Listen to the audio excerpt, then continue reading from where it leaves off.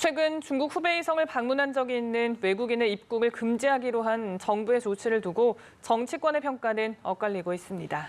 민주당은 적절한 대책이라며 지지 입장을 밝힌 반면 한국당은 뒷북, 부실 대응이라며 날을 세웠는데요. 국회 연결해 보겠습니다. 박현우 기자.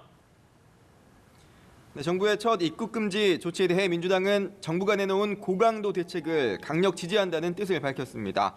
민주당 지도부는 오전 회의에서 정부가 적절한 조치를 취했다며 이같이 말했는데요.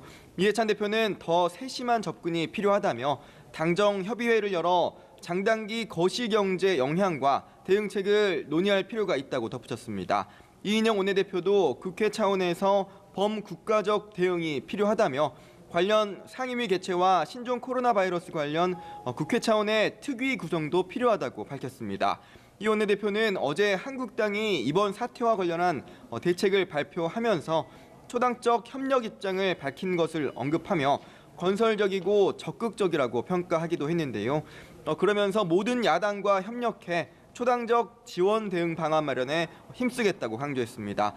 반면 한국당은 정부가 내놓은 대책이 한참 늦었고 여전히 부족하다며 늑장 부실 대응이 반복되고 있다고 비판했습니다. 한국당은 특히 후베이성과 중국 일부 지역 방문자에 한해 입국을 금지한 대책에 대해 여전히 중국 눈치 보기식 찔끔 대책이라고 날을 세우며 중국의 감염 사례 중 40%가 후베이성 이외 지역에서 나오고 있는 만큼 중국 전역을 방문한 모든 외국인의 입국을 전면 제한해야 한다고 주장했습니다.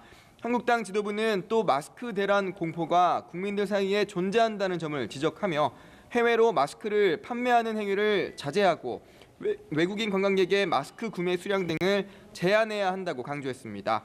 그러면서도 국민의 생명과 안전을 지키는 일에는 초당적 협력을 할 것이라고 덧붙였습니다. 이런 가운데 여야 3당 교섭단체 원내수석은 오전 회동을 통해 이번 달 내에 임시국회를 열기로 합의했습니다. 여야는 30일 회기의 임시국회를 열어 신종 코로나 바이러스 등 감염병 대응을 위한 검역법 등 민생 법안을 처리해 나갈 것으로 보입니다. 네, 말씀처럼 정치권도 신종 코로나 대책 마련으로 분주한 가운데 여전히 총선 시기에는 빠르게 돌아가고 있죠.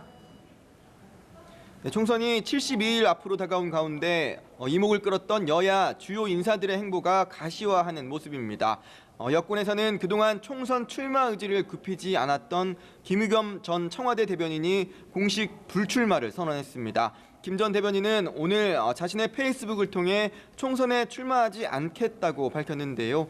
김 전 대변인은 문재인 정부의 성공과 군산 경제 발전을 위해 일해보고 싶었지만 이제는 멈춰설 시간이 된 듯하다며 민주당이 총선에서 압승해 문재인 정부를 든든하게 뒷받침해 주기를 간절히 기원한다고 덧붙였습니다. 이런 가운데 어제 신당 창당 구상을 밝힌 안철수 전 국민의당 대표는 이른바 안철수 신당 창당 준비기구 인선을 발표하고 이번 달 중순 발기인 대회 개최를 목표로 서울과 경기, 인천, 대전, 광주 등지에서 시도당 창당을 준비 중이라고 밝혔습니다.